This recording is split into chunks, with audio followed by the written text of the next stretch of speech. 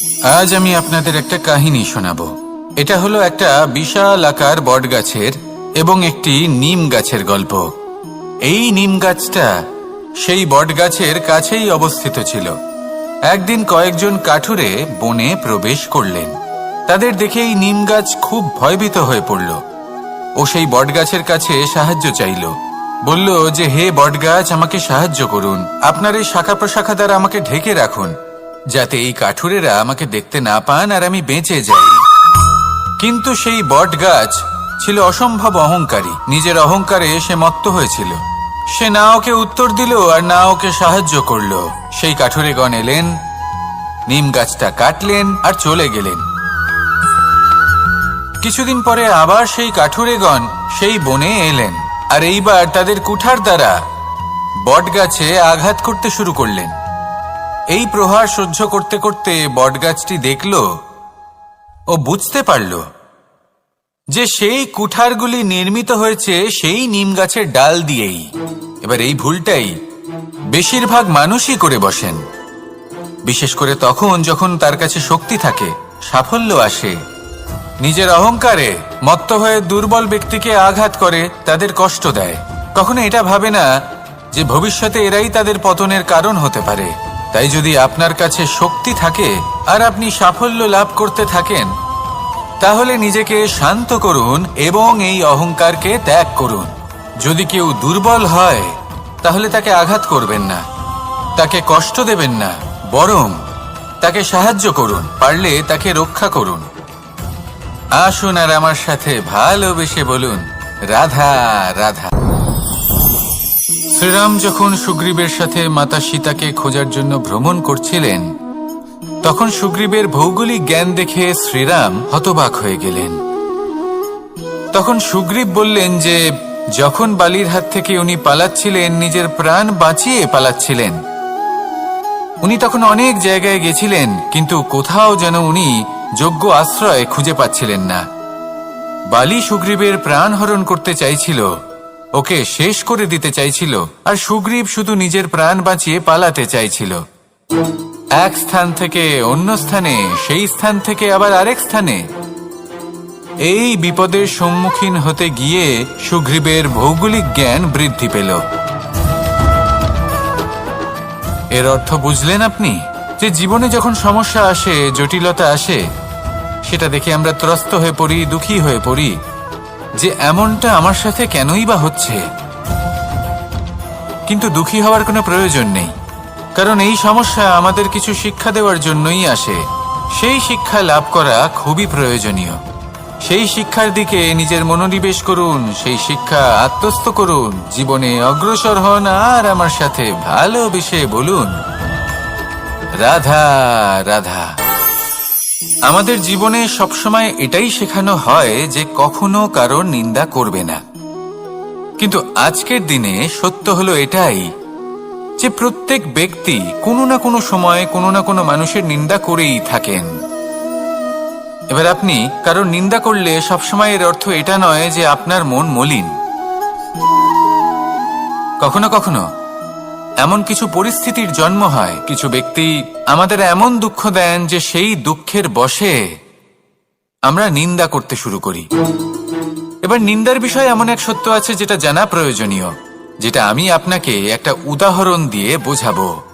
আপনি কখনো একটা চিত্র অঙ্কন করতে চেষ্টা করবেন, যতক্ষণ না সেই রং আমাদের হাতে লেগে যাচ্ছে ততক্ষণ আমাদের সেই চিত্র পূর্ণই হয় না। এবার এটাই হয় নিন্দার ক্ষেত্রেও। কেউ আপনাকে যতই দুঃখ দিক না কেন, যদি আপনি কারোর নিন্দা করেন, তাহলে কোথাও না কোথাও সেই নেতিবাচক শক্তি অবশ্যই আপনার মধ্যে প্রবেশ করবে। তাহলে সেক্ষেত্রে কি করা যায়? কিভাবে অন্যের নিন্দা করা থেকে নিজেকে বিরত রাখা সম্ভব? একটাই পথ আছে, একটাই বিকল্প আছে, নিজের বিকাশ। নিজের বিকাশের পথে অগ্রসর হতে থাকুন। নিজের কাজে এতটাই নিমজ্জিত হয়ে যান যে কারো নিন্দা করার মতো কোনো সময় যেন আপনার হাতে না থাকে। তাতে আপনার মনও মলিন হবে না, আর জীবনে অনেক দরজা আপনার জন্য খুলে যাবে। আসুন আমার সাথে ভালোবেসে বলুন, রাধা রাধা। অত্যন্ত শ্রেষ্ঠ একটা কথা আছে, যদি একটা দরজা বন্ধ হয় তাহলে ঈশ্বর নিজে আমাদের জন্য আরেকটা দরজা খুলে দেন। কিন্তু কিছু মানুষ আছেন যারা এটা ভাবেন যে আমার সাথে তো এরকম হলোই না, আমাদের জন্য তো কোনো নতুন দরজা খুলল না, কোনো নতুন পথ আমরা খুঁজে পেলাম না। সেই বিষয়ে আমরা চিন্তা করি, দুঃখ পাই যে এরকম কেন হলো। কখনো কখনো নতুন দরজা উন্মুক্ত হয়, কিন্তু পুরনো যে বন্ধ দরজা আছে তার সামনেই আমরা দুঃখী হয়ে বসে থাকি, আর এমন ভাবে বসে থাকি যে নতুন দরজার দিকে আমাদের চোখই যায় না। কখনো কখনো ঈশ্বর জেনে শুনেই আমাদের জন্য নতুন দরজা, নতুন পথ উন্মুক্ত করেন না, কারণ তিনি চান যে আমরা যেন পরিশ্রম করি, কর্ম করি, নিজেকে আরো বেশি শ্রেষ্ঠ করে তুলি, সক্ষম হই, আর নিজের পথ আমরা নিজেই খুঁজে নিই। কখনো কখনো এমনও হয় যে ঈশ্বর চান যে আমরা যেন সেই পথে চলতে শুরু করে দিই। ভবিষ্যতে গিয়ে ঈশ্বর আমাদের সবকিছুই প্রদান করেন। মনে রাখবেন, যে ব্যক্তি নিজের বাড়িতে এসে নিজের দুঃখ নিয়ে বিলাপ করতে থাকেন, সুখ তার দরজায় পৌঁছে গিয়েও বন্ধ দরজা দেখে ফিরে চলে যায়। তাই দুঃখ আমাদের সকলের জীবনে আছে, কিন্তু সেই দুঃখকে আঁকড়ে ধরে বসে থাকবেন না, তাহলে আপনি আসন্ন সুখও ভোগ করতে পারবেন না।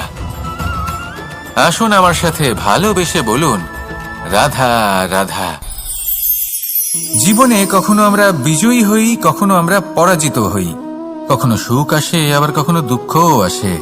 আর যখন দুঃখ আসে তখন আমরা আমাদের এই দুঃখ কারোর সাথে ভাগ করতে চাই। আমরা কারোর সাথে নিজের দুঃখ ভাগ করে নিই, আর সেই ব্যক্তি আমাদের দুঃখ নিয়ে উপহাস করে। তখন আমরা আরো দুঃখী হয়ে যাই। আমরা এই সংসারকে দোষ দিতে থাকি, কিন্তু এতে সংসারের কোনো দোষ নেই। ভুল আপনার যে আপনি কোনো কুপাত্রকে নির্বাচন করেছেন দুঃখ ভাগ করার জন্য। মনে রাখবেন, যদি আপনার শরীরে ক্ষতস্থান তৈরি হয় এবং সেই ক্ষত নিয়ে আপনি প্রত্যেক জায়গায় ঘুরে বেড়ান, প্রত্যেক বাড়িতে আপনি ওষুধ হয়তো নাও পেতে পারেন, কিন্তু সেখানে নুন আপনি অবশ্যই পাবেন। সেই জন্য যখনই দুঃখ পাবেন, শুধু সেই ব্যক্তিদের কথা মনে করুন যারা আপনার দুঃখ, আপনার যন্ত্রণাকে বুঝতে পারবে, যারা আপনার সহায় হবার জন্য প্রস্তুত, আপনাকে সাহায্য করার জন্য প্রস্তুত, আপনার অন্তরকে প্রেরিত করতে প্রস্তুত। তাদের কাছে নয় যারা আপনার দুঃখ নিয়ে উপহাস করে। আসুন আর আমার সাথে ভালোবেসে বলুন, রাধা রাধা। প্রত্যেক মানুষ সাফল্যের শিখরে পৌঁছতে চান, প্রত্যেকেই তার জন্য চেষ্টা করেন, প্রত্যেকেই এটা চান যে নিজের নিজের ক্ষেত্রে আমি সর্বোচ্চ শিখরে পৌঁছব। এবার সবসময় আমাদের প্রতিভা পূর্ণরূপে আমাদের সহায়ক হতে পারে না। কখনো কখনো আমরা সেই কাজ একা করতে পারি না, কখনো কখনো আমাদের সাহায্যের প্রয়োজন পড়ে। আর ঠিক এমন সময় বেশিরভাগ মানুষ ভুল করে ফেলেন। আর ভুল হলো এটাই যে কিছু ব্যক্তি এতটাই তাড়াতাড়ি সাফল্যের শিখরে পৌঁছতে চান যে কারোর হাত ধরে পরবর্তী সিঁড়িতে ওঠার বদলে তিনি কারোর পা ধরে ওপরে যাওয়াটাই শ্রেয় বলে মনে করেন। এবার সাফল্য দুজনেই লাভ করেন, কিন্তু কাহিনীর এখানে সূত্রপাত ঘটে। যে ব্যক্তি কারোর হাত ধরে ওপরে পৌঁছন, সে অন্যের জন্য নিজের হাতটা বাড়িয়ে দেন, তাকে সাহায্য করেন, তাকে প্রেরণা প্রদান করেন। নতুন সম্পর্ক তৈরি হয়, বন্ধুত্বের বৃদ্ধি ঘটে, এবং এই শ্রেষ্ঠ সম্পর্কগুলির সাথে উনি শ্রেষ্ঠ জীবন যাপন করেন। অন্যদিকে সেই ব্যক্তি যে কারোর পা ধরে সাফল্য অর্জন করেছিলেন, সেই ব্যক্তি শুধু একজন দাস হয়ে থেকে যান। শুধু তাকে দেওয়া সমস্ত আদেশ পালন করেন তিনি, তার নিজের কোনো ব্যক্তিত্ব গড়ে ওঠে না। সেই জন্য আপনি যখনই সাফল্যের পথে অগ্রসর হচ্ছেন, তখন পথ নির্বাচন সঠিকভাবে করুন, কারণ সাফল্যের ঊর্ধ্বেও একটি অন্য জীবন আছে। আসুন আমার সাথে ভালোবেসে বলুন, রাধা রাধা। জীবনের আরম্ভ থেকে জীবনের শেষ পর্যন্ত হলো একটা যাত্রা। আর এই যে যাত্রা, সেই যাত্রা পথের মাঝেও আমরা অনেক নতুন যাত্রা নির্ধারিত করি, অন্য অনেক লক্ষ্য লাভ করি। এবার প্রশ্ন হলো যে লক্ষ্য বেশি গুরুত্বপূর্ণ নাকি যাত্রা? কেউ বলবে লক্ষ্য বেশি গুরুত্বপূর্ণ, কারণ তার জন্যই আমরা এই যাত্রা স্থির করি। কেউ বলবে যাত্রা বেশি গুরুত্বপূর্ণ, কারণ এই যাত্রা পথে চলতে চলতে আমরা অনেকগুলো শিক্ষা লাভ করি, কর্ম করার জন্য অনেক দিশা খুঁজে পাই। এবার লক্ষ্য এবং যাত্রা এই দুই গুরুত্বপূর্ণ, কিন্তু আরো একটা তথ্য আছে অত্যন্ত গুরুত্বপূর্ণ, যেটা বুঝে নেওয়া খুব প্রয়োজনীয়। আর সেটা হলো আপনার জীবন সাথী। সেই সাথী যে জীবনের সব পদক্ষেপে আপনার সাথে চলবে, আপনার সাথে থাকবে। সেই ব্যক্তির মধ্যে যদি করুণা থাকে, ভালোবাসা থাকে, তাহলে সে আপনাকে সাহায্য করবে, আপনার জন্য আপনার লক্ষ্য নির্ধারণ করবে, আপনাকে জীবনে একটা উচ্চ স্তরে নিয়ে যাবে। কিন্তু যদি সেই ব্যক্তি এর বিপরীত হন, তাহলে কোথাও না কোথাও তাকে পেতে পেতে, তার সাথে থাকতে থাকতে আপনি নিজের লক্ষ্য ত্যাগ করে দেবেন। তাই পথ এবং লক্ষ্য এই দুই নির্বাচন করুন, কিন্তু যখন আপনি জীবন সাথী নির্বাচন করবেন তখন কিছুটা সাবধানে, না হলে আপনার অভিজ্ঞতা সুখময় নয়, অত্যন্ত দুঃখজনক হতে পারে। আসুন আমার সাথে ভালোবেসে বলুন, রাধা রাধা। সকলের মন আনন্দে ভরিয়ে তোলে কোকিলের মধুর স্বর। কিন্তু এই মধুর স্বর আমরা বর্ষাকালে শুনতে পাই না কেন? তার কারণ কিন্তু এটা নয় যে বর্ষাকালে কোকিল অসুস্থ থাকে, তা নয়।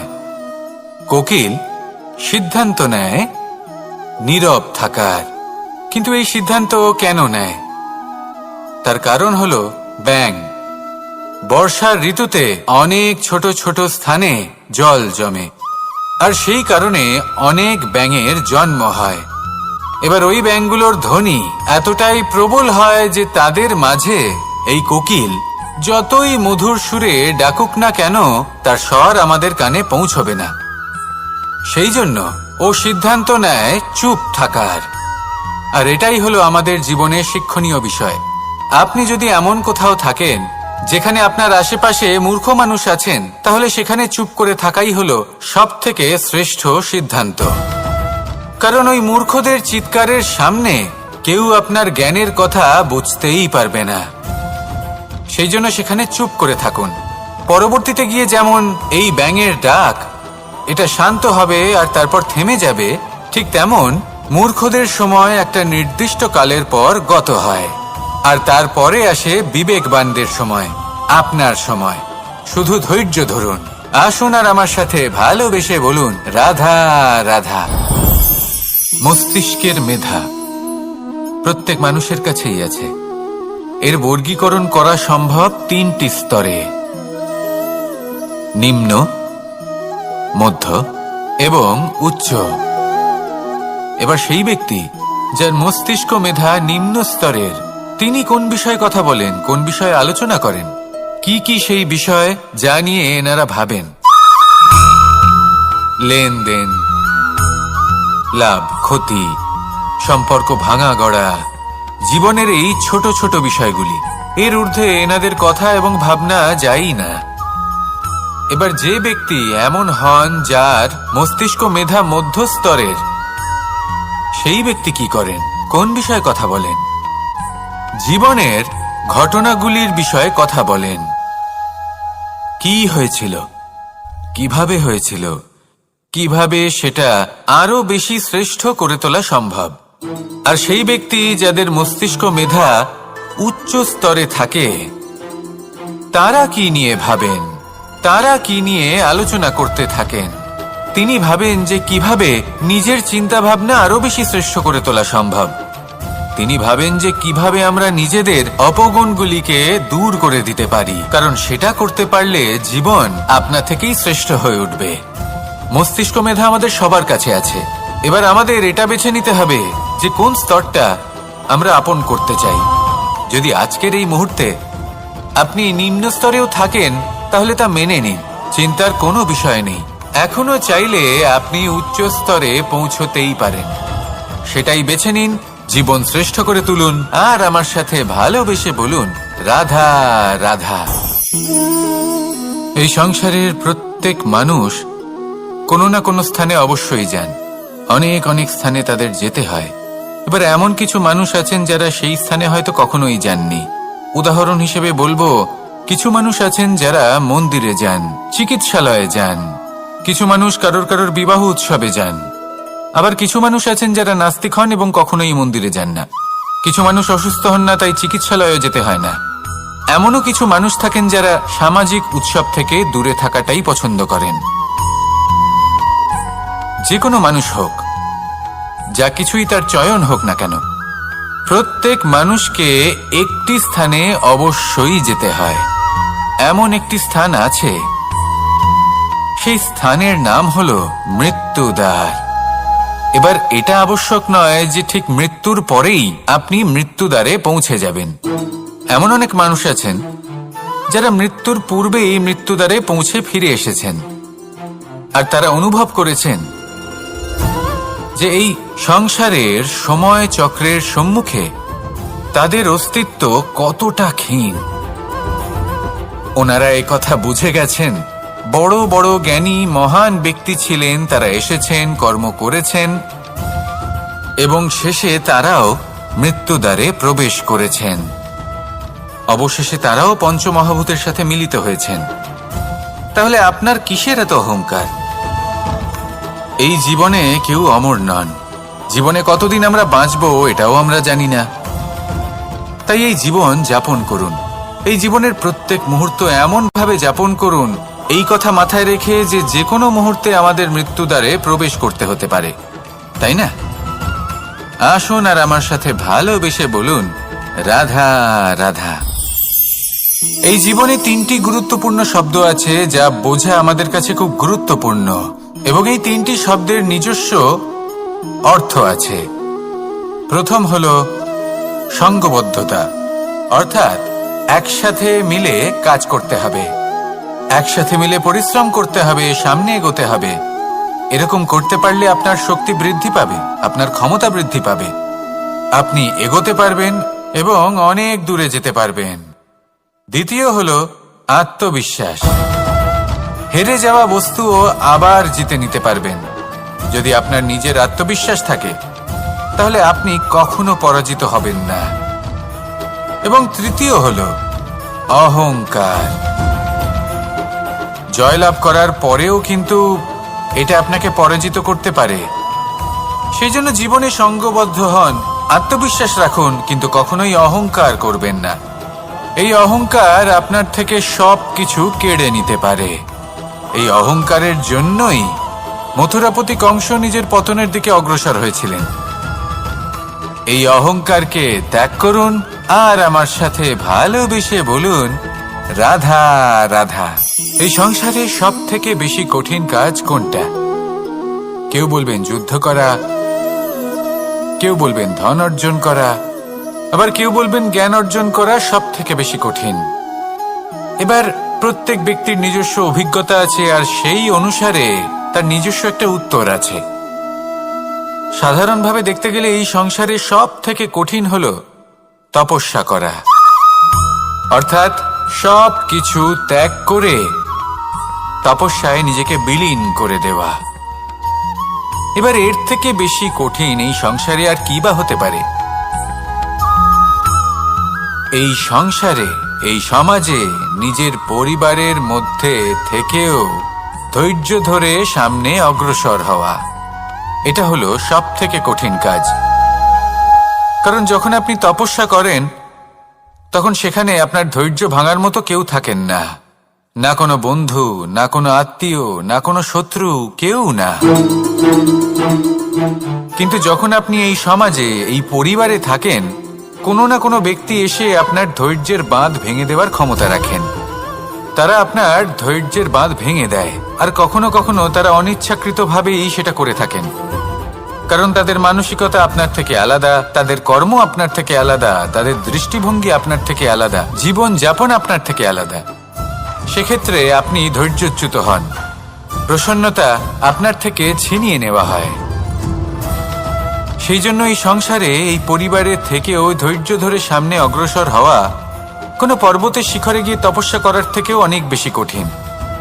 আর যে ব্যক্তি এই সমাজেই, এই পরিবারে, সেই সকল মানুষের মধ্যে থেকে গিয়েও ধৈর্য ধরে অগ্রসর হতে থাকেন, যারা এই কাজটা শিখে নিতে পারেন, তারাই কিন্তু জীবনে আনন্দ লাভ করতে পারেন। এই ধৈর্যই শেষে আপনার জীবনে প্রসন্নতা বহন করে আনবে। তাই ধৈর্য ধরে জীবনের পথে অগ্রসর হন আর আমার সাথে ভালোবেসে বলুন, রাধা রাধা। আমরা সবাই জীবনে অগ্রসর হতে চাই, তার জন্য চেষ্টা করি, পরিশ্রম করি, কিন্তু কখনো কখনো আমাদের আশেপাশের কিছু মানুষ, যেমন আমাদের আত্মীয়, আমাদের বন্ধু, আমাদের শত্রু, এদেরকে এগিয়ে যেতে দেখে আমরা কখনো কখনো নিজেরা থেমে যাই। এর অর্থ কি তার মানে এটা যে আমাদের কোনো খামতি ছিল বা আমরা কোনো ভুল করে ফেলেছি? না, বেশিরভাগ সময় আমাদের কোনো ভুল থাকে না, আমাদের কোনো খামতিও থাকে না। শুধু একটা ছোট্ট বিষয় আছে যেটা আমরা বুঝতে পারি না। আমরা চেষ্টা করি অন্যদের জীবনযাত্রা দেখতে। আমরা দেখতে চেষ্টা করি যে তাদের জীবনে তারা কিভাবে এগিয়ে চলেছেন, অগ্রসর হওয়ার জন্য ওনারা কি কি করছেন, আর যা করছেন তাতে ওনারা কিভাবে উপকৃত হচ্ছেন। আমরা চেষ্টা করি তাদের জীবনযাত্রার দিকে তাকানোর, ওনাদের গতিবিধির দিকে নজর দেওয়ার এবং সেটা বুঝতে চেষ্টা করার। সেই জন্যই আমরা পিছিয়ে পড়ি। জীবনে যদি আপনি এগোতে চান তাহলে আপনাকে নিজের নজর সামনের দিকে রাখতে হবে, পদক্ষেপও সেই অনুযায়ী নিয়ে সামনে এগোতে হবে। নিজের গতিবিধি লক্ষ্য করুন, নিজের পরিকল্পনা বিচার করুন, নিজের চেষ্টা, নিজের অভিজ্ঞতার দিকে নজর দিন, আর সেই মতো অগ্রসর হন। এমন কোনো সাফল্য নেই যে আপনি লাভ করতে পারবেন না। আসুন আমার সাথে ভালোবেসে বলুন, রাধা রাধা। এই সংসারে এমন অনেক মানুষ আছেন যারা এটা চান যে সবকিছু তাদের ইচ্ছা অনুসারে চলবে এবং সেই চেষ্টাই করতে থাকেন। কিন্তু সত্যি হলো এটাই যে এই সংসারের নির্মাণ কোনো মানুষ করেনি, এবং সেই জন্য এই সংসার কোনো মানুষের ইচ্ছা অনুসারে চলবে না, বরং মানুষকে সংসারের ইচ্ছা অনুসারে চলতে হবে। যদি আপনার জীবনে এমন কোনো পরিস্থিতি আসে যাতে আপনি হয়তো দুঃখ পেলেন, কষ্ট পেলেন এবং সেটা বদলাতে চান, তাহলে তা বদলানোর চেষ্টা করুন। যদি অসফল হন তাহলে আবার চেষ্টা করুন, নিরন্তর চেষ্টা করুন। কিন্তু যদি না করতে পারেন তাহলে মেনে নিন যে এই পরিস্থিতি বদলানো সম্ভব নয়। সেই পরিস্থিতিকে বদলানোর চেষ্টাকে ত্যাগ করে দিন। যদি চান তাহলে সেই পরিস্থিতি থেকে দূরে চলে যেতে পারেন, কিন্তু নিজেকে প্রসন্ন রাখুন। আপনার এই শরীর, এই মন, এই জীবন আপনি লাভ করেছেন, তাই আপনার কর্তব্য হলো নিজের যত্ন নেওয়া, নিজেকে প্রসন্ন রাখা। আপনি যদি নিজেকে প্রসন্ন রাখেন তাহলেই এই সংসারকে আপনি প্রসন্ন রাখতে চেষ্টা করতে পারবেন। তাহলে প্রসন্ন থাকুন আর মনে এই প্রসন্নতা নিয়ে বলুন, রাধা রাধা। এই হাঁড়িটাকে দেখুন, এই হাঁড়িটা মাটি দ্বারা নির্মিত, আর এই বস্তুটি আমার খুবই প্রিয়। ছোটবেলায় মা এই হাঁড়িতেই মাখন বানিয়ে রাখতেন, কিন্তু যেই আমি সুযোগ পেতাম আমি সেই হাঁড়ি ভেঙে সমস্ত মাখন খেয়ে ফেলতাম। কিন্তু আমার মনে হয় একটা বিশেষ ব্যাপার আছে, যখনই এটার মধ্যে মাখন রাখা হতো তখন মাখন ঠান্ডা হয়ে যেত। আর আমি ভাবতাম এটা কিভাবে সম্ভব হতে পারে, যেখানে এটা নিজেই নির্মিত হয়েছে আগুনে তপ্ত হয়ে। এটা নির্মিত হয়েছে এইভাবেই, কিন্তু এর ভেতরে সবই শীতল থাকে। এটা কিভাবে সম্ভব? এটা এই কারণে সম্ভব কারণ এই হাঁড়ি এমন কিছু জানে যেটা জানা আমাদের জন্য খুব প্রয়োজনীয়। যার জন্ম হয়েছে মাটি থেকে, যার ভবিষ্যৎ হলো মাটি, আর ভেঙে যাওয়ার পরে যা কি সেই মাটিতেই মিশে যেতে হবে, তার নিজের অন্তরে অহংবোধের উত্তাপ ধরে রেখে কি লাভ? এটাই হলো জীবনের একটি সার কথা, যেটা আমাদের সকলকে বুঝতেই হবে, শিখতে হবে, যাপন করতে হবে। আর যখন আপনি উপলব্ধি করবেন যে আপনি নশ্বর, যখন উপলব্ধি করবেন যে আপনার জন্মের আগেও আপনার কোনো অস্তিত্ব ছিল না, আর মৃত্যুর পরেও আপনার কোনো অস্তিত্বই থাকবে না, জীবনে কোনো কিছুই আপনার ছিল না, আজও নেই আর না ভবিষ্যতে কখনো হবে, তখন আপনা থেকেই জন্ম এবং মৃত্যুর মাঝে এই যে সময় থাকে যাকে আমরা জীবন বলি, সেটা আপনি শান্তভাবে যাপন করতে শুরু করবেন। সেই জন্য জীবনে কখনোই অহংকার করবেন না, শুধু শুরু এবং শেষের কথা মনে রাখবেন। তাহলে আজকের এই বর্তমান শান্তিপূর্বক প্রসন্ন চিত্তে যাপন করতে পারবেন, এবং এই মন প্রসন্ন হয়ে বলবে, রাধা রাধা।